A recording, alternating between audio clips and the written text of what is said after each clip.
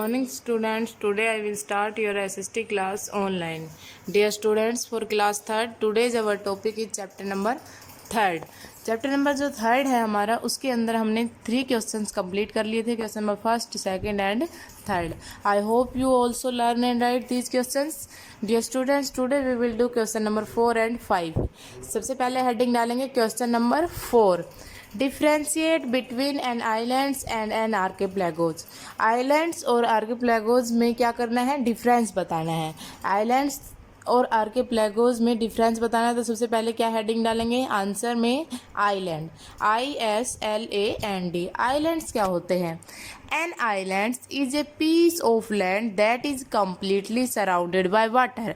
Islands क्या होते हैं? जमीन का एक टुकड़ा जो कम्प्लीटली वाटर से सराउंडेड होता है, वो क्या कहलाते हैं? आइलैंड्स कहलाते हैं, द्वीप कहलाते हैं. नेक्स्ट है आर्किपेलागोज. आर्किपेलागोज क्या होते हैं? एक group of islands is called archipelagos. यानी कि हमारी जो आइलैंड्स हैं, द्वीप है, उनका जो ग्रुप होता है, यानी कि द्वीप जो समूह है, वो क्या कहलाएगा? आर्किपेलागोज. तो आसान है क्वेश्चन. सबसे पहले आइलैंड को समझेंगे.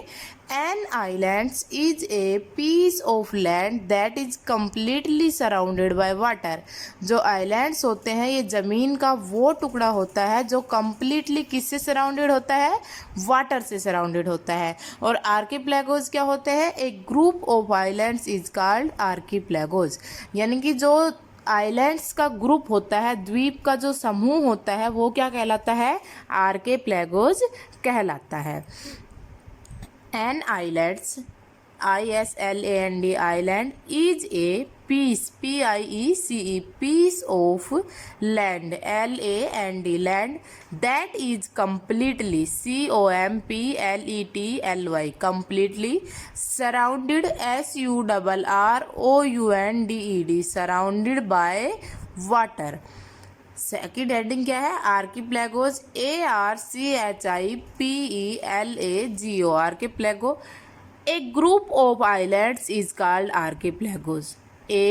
GROUP, group of ISLANDS islands is called आर्किपेलागोज. ARCHIPELAGO, archipelago. Dear students, next heading डालेंगे क्वेश्चन नंबर 5. क्वेश्चन नंबर 5 क्या है? How many oceans are there. हमारे कितने ओशियंस हैं? Name them. उन सभी के नेम भी लिखने हैं. क्या है question? How many oceans are them. कितने ओशियंस हैं? और नेम दैम, नेम दैम, उनके नेम लिखने हैं. आंसर डालेंगे. There are 5 oceans in the world. World के अंदर कितने ओशियंस हैं? 5 ओशियंस हैं. फर्स्ट कौन सा है? Pacific ocean, second Atlantic, third Indian, fourth Arctic और फिफ्थ सदर्न. क्या डालेंगे? There are, THERE, there are 5, FIVE, 5 oceans, OCEANS, oceans in the world, WORLD, world. First लिखेंगे Pacific, PACIFIC, Pacific. Second Atlantic, ATLANTIC, Atlantic. Third Indian, INDIAN, Indian. Fourth है Arctic, ARCTIC, Arctic. और fifth है Southern, SOUTHERN, Southern. So dear students, I hope you understand in these questions. You also learn and write these questions in your fair notebook. Should be neat and clean handwriting. Dear students, आज हमारा ये chapter number 3rd complete हो गया है. आपको इस chapter को completely learn करना है. Thank you.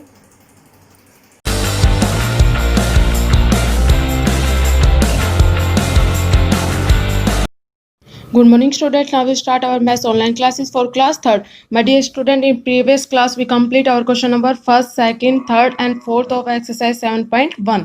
Now today first of all we understand numerator and denominator. After that we solve our next questions. Numerator and denominator. Every fraction has two numbers. Students, her fraction में two numbers होते हैं. Look at the fraction 3/5. इस fraction को देखिए, 3/5. There are two numbers in fraction. One is above the line and other is another is below the line.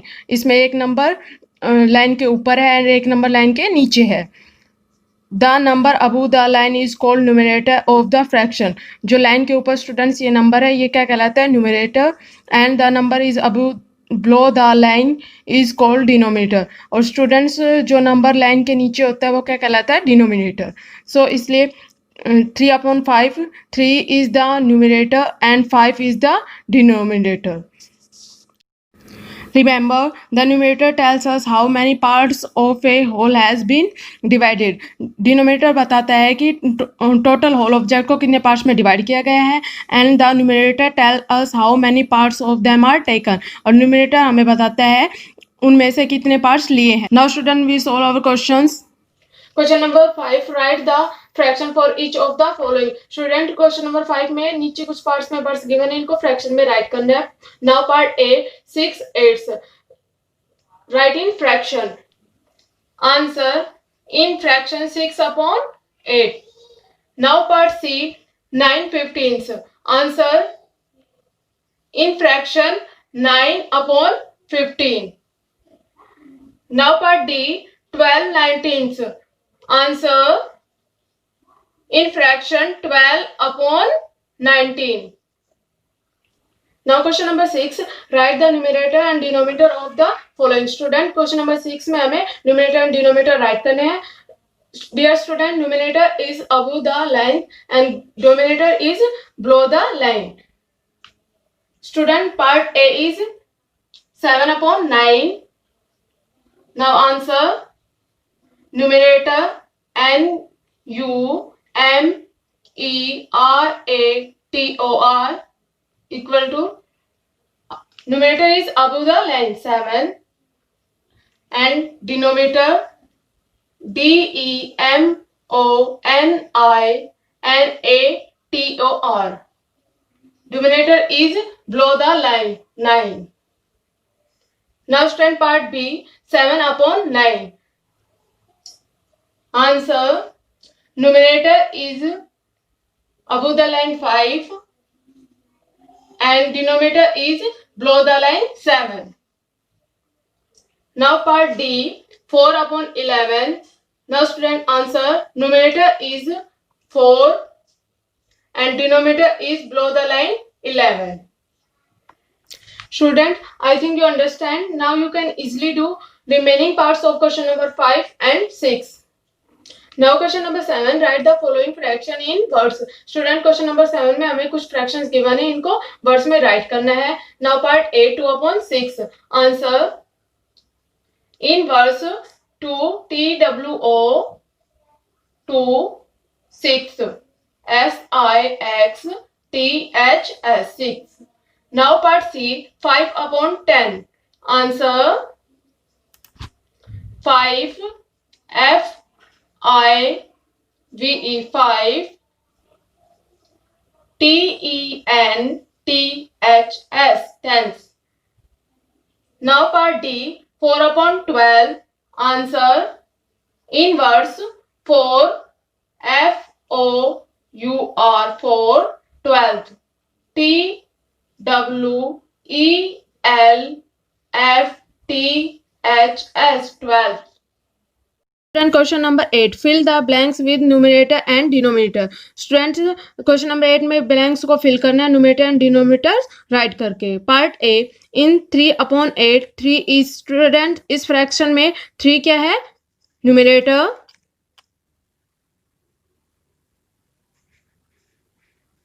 NUMER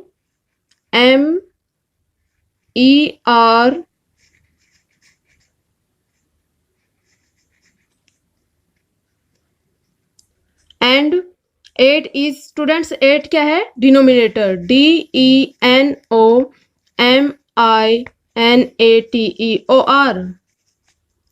Now student, part B, in 5/7 एक fraction given है, इसमें 7 is a 7 क्या है students? Numerator.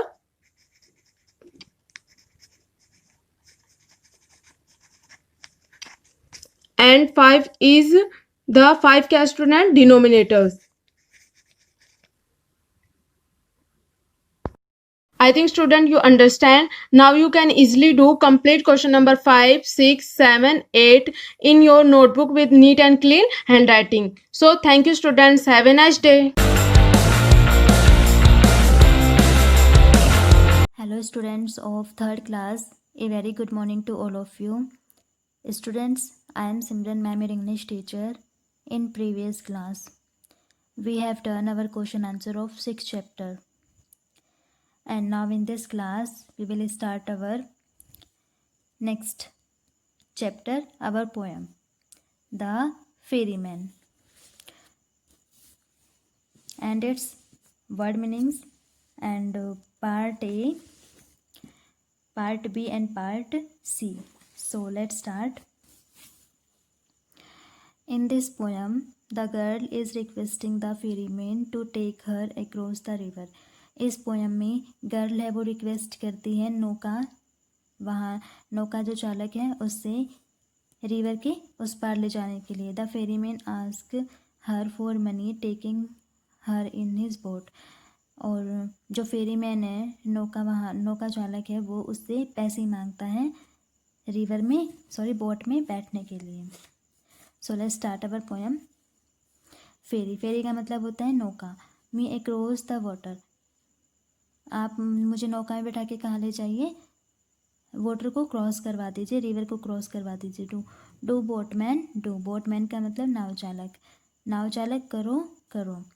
If you have a penny in your purse, penny का मतलब होता है पैसे. अगर आपके पर्स में पैसे हैं, आई विल फेरी यू, तो मैं आपको फेरी लगवा दूंगा. I have a penny in my purse, I have मतलब मेरे पास एक पेनी है मेरे पर्स में. And my eyes are blue, और मेरी आंखें कैसी हैं, ब्लू हैं. So ferry me across the water, so मुझे नौका में बिठा के वाटर को क्रॉस करवा दीजिए. डू बोटमैन डू, करो नाव चालक करो. स्टेप इनटू माई फेरी, मेरे फेरी में स्टेप मतलब कदम रखो अपने. बी दे ब्लैक और ब्लू, बेशक वो ब्लैक और ब्लू हो. And for the Penney in your purse, अगर तुम्हारे पर्स में पेनी होगी, आई विल फेरी यू, अगर तुम्हारे पर्स में पैसे होंगे तभी मैं क्या करवाऊँगा, आपकी फेरी करवाऊँगा. मीन्स नौका में बिठा के आपको उस पार लेके जाऊँगा. And its writer name Christina Rossetti. So हमारी पोएम की रीडिंग है वो कंप्लीट हुई. And let's start some important word meanings.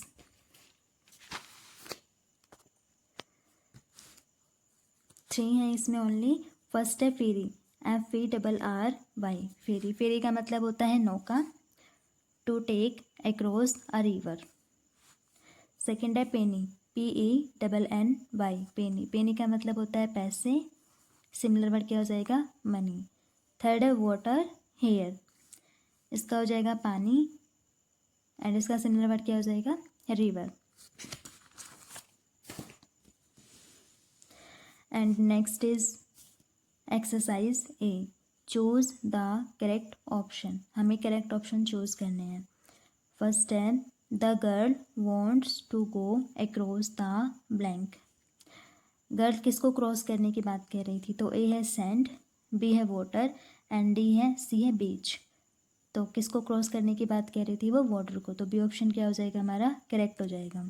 Second है the girl ask the blank to help her. Girl ने किसको कहा था अपनी हेल्प के लिए, तो A है बोटमैन, B है पेनी एंड C है पर्स. तो किसे बोला था, बोटमैन. ए ऑप्शन क्या हो जाएगा हमारा, करेक्ट हो जाएगा. थर्ड है the girl has blank eyes.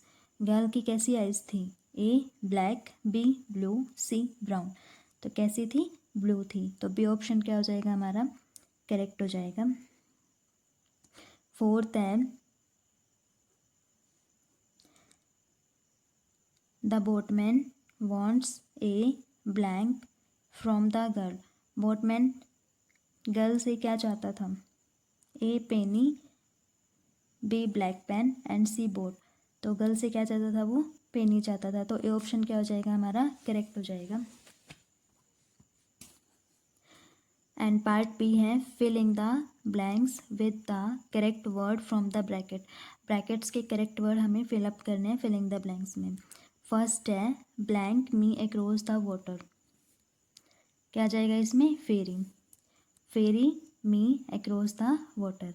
Second है if you have a blank in your purse, second blank में क्या जाएगा? Penny, if you have a penny in your purse. Third है माई आईज आर ब्लैंक, इसमें क्या जाएगा? Blue, my eyes are blue. And fourth है blank into my ferry boat, तो इसमें क्या जाएगा? Step, step into my ferry boat. And part C है write T for true and F for false statements, हमें टी राइट करना है true statements के लिए और एफ राइट करना है फॉल्स स्टेटमेंट के लिए। देन फर्स्ट है the girl wants to go across the water, girl water को क्रॉस करना चाहती थी रिवर को, तो ये स्टेटमेंट क्या हो जाएगी? हमारी ट्रू हो जाएगी। सेकेंड है the boatman does not ask for anything from the girl, boatman था वो गर्ल से कुछ भी, उसने गर्ल से कुछ भी नहीं कहा, वो कुछ भी नहीं चाहता था, तो ये स्टेटमेंट क्या हो जाएगी? हमारी फॉल्स हो जाएगी, क्योंकि वो गर्ल से क्या मांगता था? पैसे मांगता था इस चीज़ के लिए। थर्ड है the girl's eyes are blue, girls की आइज़ कैसी थी? ब्लू थी, तो ये स्टेटमेंट क्या हो जाएगी? हमारी ट्रू हो जाएगी। एंड फोर्थ है the boatman only wants a penny, जो बोटमैन था वो ओनली क्या चाहता था? पैसे चाहता था, तो ये स्टेटमेंट भी क्या हो जाएगी? हमारी ट्रू हो जाएगी। So students, I hope you will understand seven poem of reading and its word meanings and its exercise. And word meanings and its exercise, write in your notebook and learn also. And reading part, revise in your book. Thank you and have a nice day.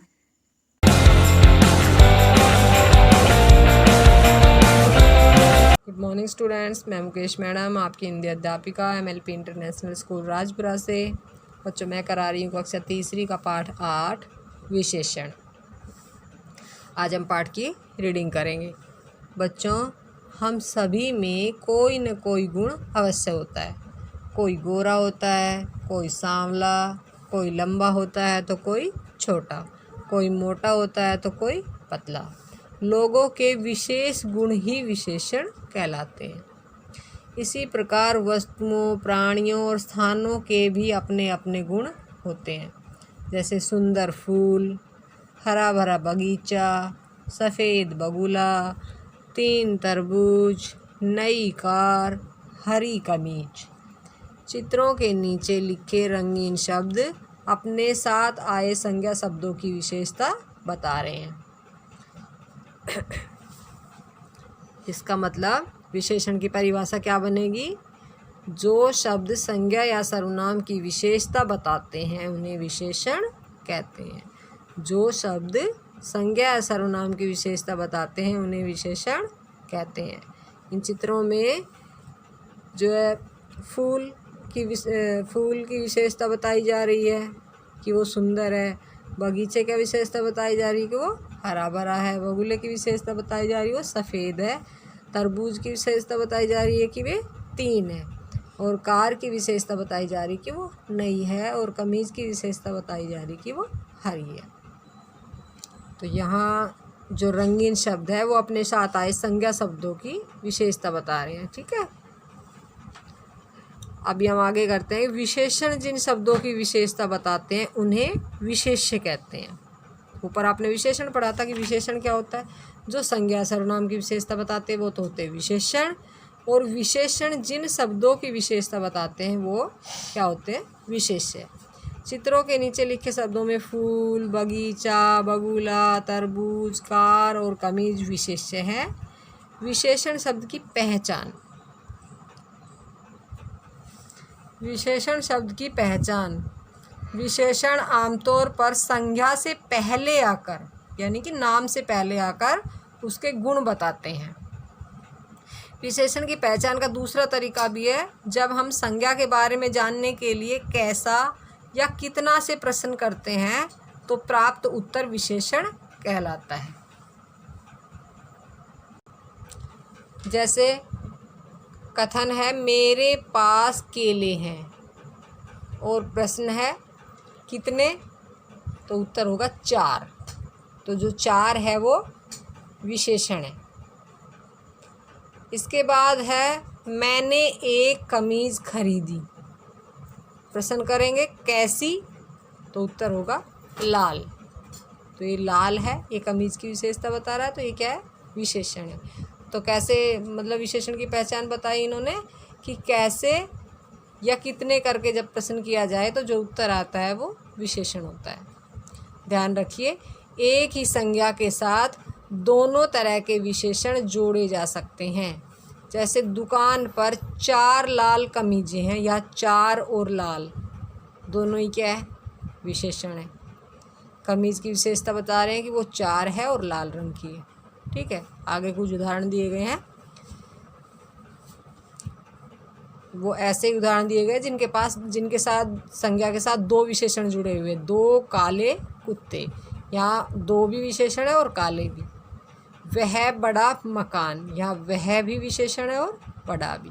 सुंदर लाल frock, यहाँ सुंदर और लाल दोनों विशेषण हैं। इसी तरह से ठंडा साफ पानी, यहाँ भी 2 विशेषण है, ठंडा और साफ। नई सफ़ेद कार, यहाँ भी 2 विशेषण है, नई और सफ़ेद। चौड़ी हरी पत्ती, यहाँ भी 2 विशेषण है, चौड़ी और हरी। ठीक है, अब आता है विशेषण के भेद। विशेषण के 4 भेद होते हैं, गुणवाचक, संख्यावाचक, परिमाणवाचक और सार्वनामिक। तो कितने भेद बचाए बच्चों मैंने कितने भेद बताए हैं? 4 भेद होते हैं, गुणवाचक, संख्यावाचक, परिमाणवाचक और सार्वनामिक। तो मैंने आपको ये इतना पाठ पढ़ाया है। आप लोगों को विशेषण किसे कहते हैं, विशेष्य किसे कहते हैं, विशेषण के कितने भेद होते हैं, भेदों के नाम, ये सभी आपको याद करने। तो बच्चों आगे का पाठ मैं कल कराऊंगी। तो बच्चों कल फिर मिलते हैं, तब तक के लिए धन्यवाद।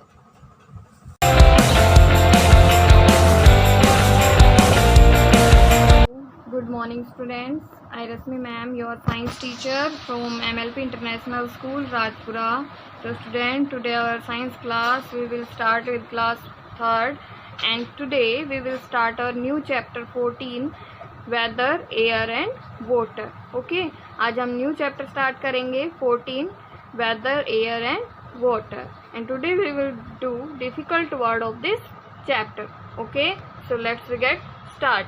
First is weather, WEATHER, weather. Second is season, SEASON, season. Third is climate, CLIMATE, climate. Fourth is atmosphere, ATMOSPHERE, atmosphere. Fifth is breezy, BREEZY, breezy. Next is evaporation, EVAPORATION, evaporation. Seventh is condensation, CONDENSATION, condensation. Eighth is precipitation, PRECIPITATION, precipitation. So students, these are difficult word of chapter 14. You will write in your fair notebook of sign neat and clean and learn also. Okay, today we will start our new chapter, weather, air, water. ठीक है, weather means क्या होता है, मौसम, air हवा, water पानी.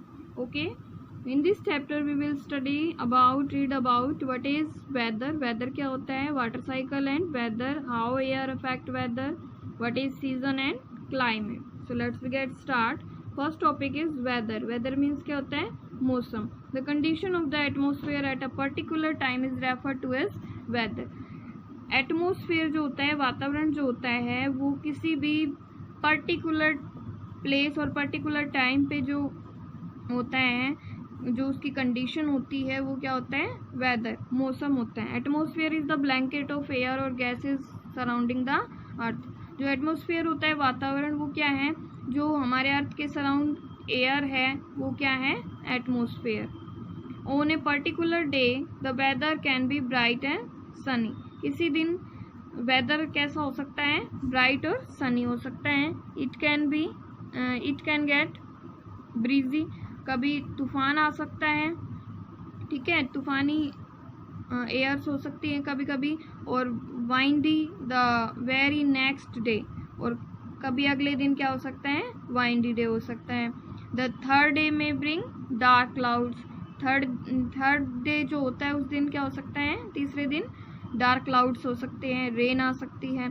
सो we can say that weather change quickly, तो हम क्या कह सकते हैं कि जो मौसम होता है वो जल्दी से चेंज हो जाता है। इट में change even during a single day, ये एक दिन में भी चेंज हो सकता है। फॉर एग्जाम्पल ए डे में स्टार्ट विद हैवी रेनफॉल, एक दिन है जो स्टार्ट हुआ बहुत तेज बारिश से, but turn Sunny towards afternoon, लेकिन जो जब दोपहर हुई तो किस में चेंज हो गया, धूप आने लग गई, ठीक है, सनी डे में चेंज हो गया। वाटर अफेक्ट वेदर, जो वाटर होता है वो भी वेदर पे अफेक्ट डालता है।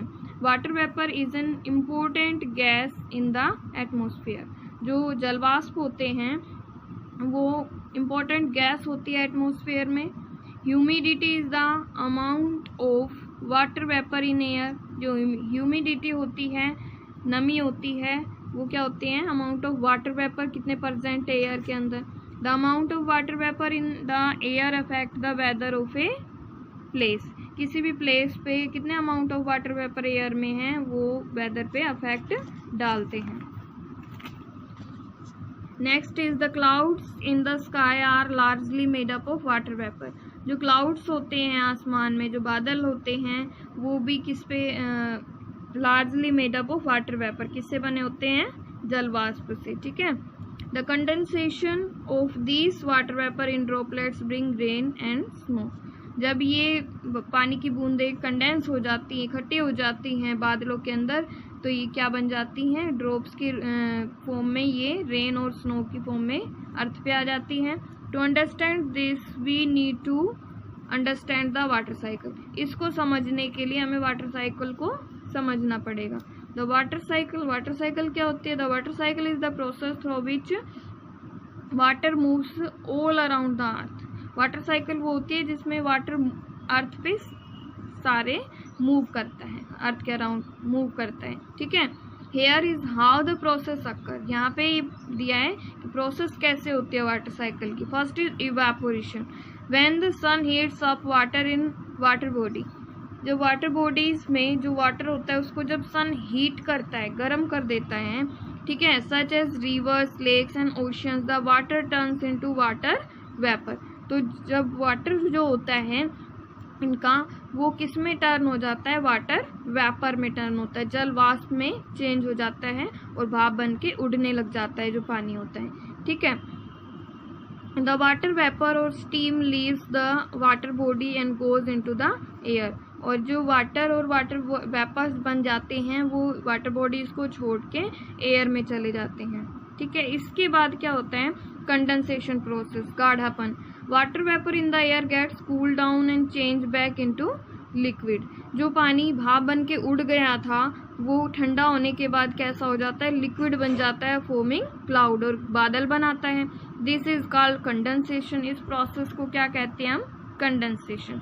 तो इसके इवेपोरेशन के बाद क्या होता है, कंडेंसेशन होता है। Next is precipitation, it occur, precipitation means क्या होता है, तलछट। It occurs when lot of water gets condense, ये कब होता है, जब ज़्यादा पानी कंडेंस हो जाता है, ज़्यादा पानी इकट्ठा हो जाता है बादलों में, and as a result the air can not hold it any more, और इसका रिजल्ट क्या होता है कि जो एयर होती है इस पानी को ज़्यादा देर तक अपने अंदर इकट्ठा वहाँ पे नहीं रख सकती।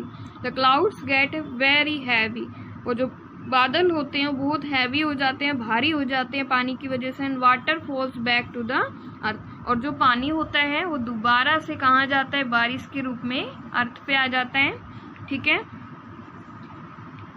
In the form of rain और स्नो, किसकी फॉर्म में आ जाता है, रेन और स्नो की फॉर्म में, बारिश और जो स्नो होती है, बर्फ होती है उसकी फॉर्म में, ठीक है। और इसको क्या कहते हैं, precipitation. Collection, when water fall back to earth has precipitation, precipitation की फॉर्म में जब वाटर अर्थ पे आ जाता है, इट में fall back in the water bodies, जहाँ से ये ऊपर गया था इवेपोरेशन की फॉर्म में, ठीक है, फिर वो दोबारा से उसी वाटर बॉडीज़ में चला जाता है। Some of the water ends up on the land gets soak to form ground water. कुछ पानी तो जो ज़मीन में चला जाता है उसको क्या कहते हैं, ग्राउंड वाटर कहते हैं, और कुछ वापस से वाटर बॉडीज़ में ही चला जाता है। Okay student, this is water cycle process. Okay, सबसे पहले इवेपोरेशन हुआ, उसके बाद कंडेंसेशन हुआ, उसके बाद प्रेसिपिटेशन बन के रेन और स्नो की फॉर्म में जो पानी था वो दोबारा से अर्थ पे आ गया। अर्थ के बाद फिर वो कुछ वाटर ग्राउंड में चला जाता है और कुछ कहाँ चला जाता है, दोबारा से वाटर बॉडीज़ में चला जाता है। Okay students, thank you, have a good day.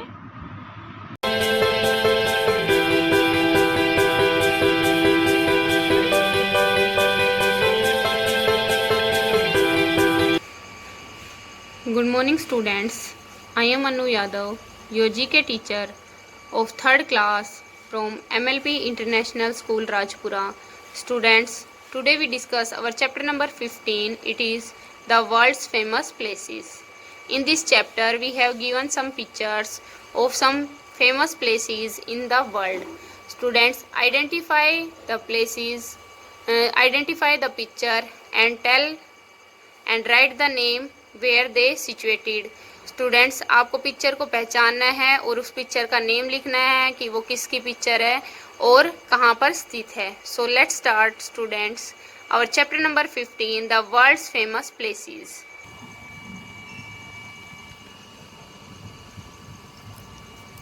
Given below are the pictures of world's famous places. आप देख सकते हैं हमारे चैप्टर में काफ़ी सारी फेमस प्लेसेस की पिक्चर्स गिवन है। Identify them using the help box. Students, we have help box in our end of chapter. हमारे चैप्टर के एंड में हमारे पास हेल्प बॉक्स गिवन है।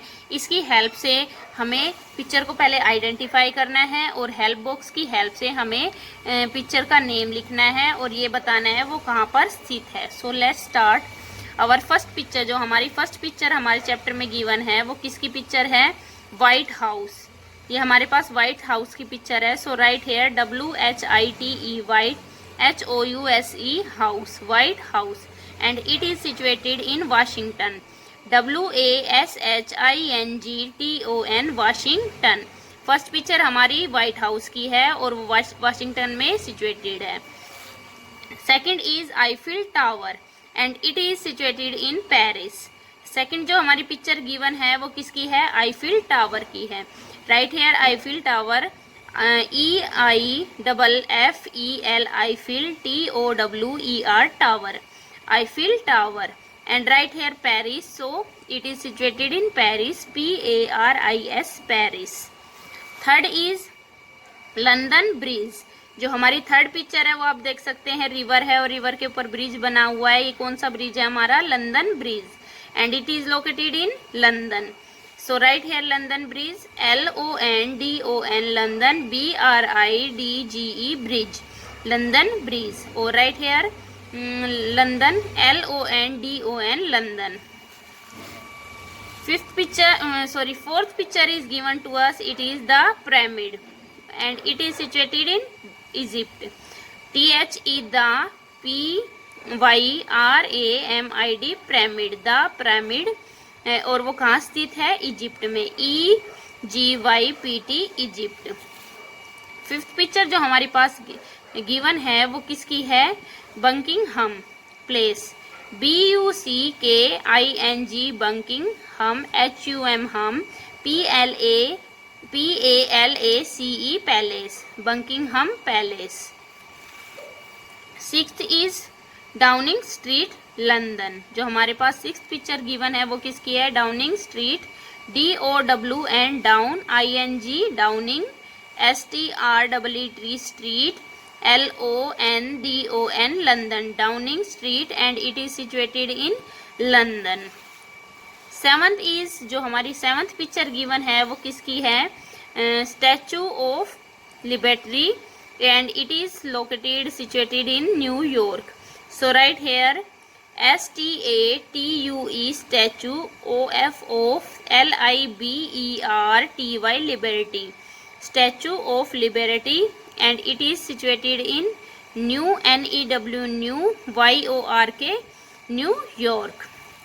Eighth picture is given to us is Red Square Carmling Mosque. RED Red SQUARE Square CRAMLIN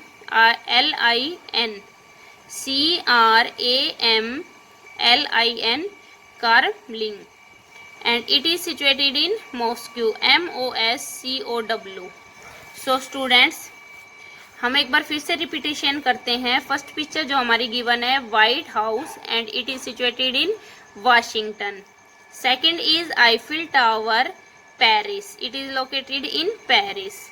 London Bridge and it is situated in London. Fourth is the pyramid, it is located in Egypt. Fifth one is Buckingham Palace. Sixth is Downing Street, London. Seventh is Statue of Liberty, New York. And eighth is Red Square Carmling Mosque. Students, fill it in your book, neat and clean writing, and also write it in your notebook, fair notebook, and learn them also. Students, I hope you understand our chapter number 15, the world's famous places.